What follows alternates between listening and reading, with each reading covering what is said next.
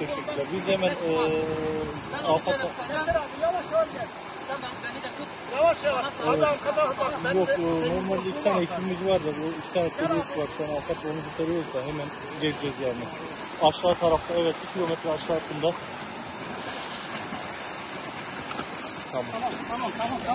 Tamam ben teşekkür hemen geleceğim. Çok teşekkür ederim. Yok sağ olun çok teşekkürler. İyisin. Dur ipi yap. Bekle. Tut ipi sana. Yukarıdaki ihbar mı?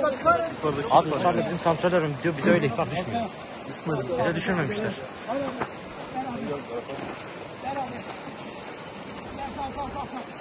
Bir dakika abi.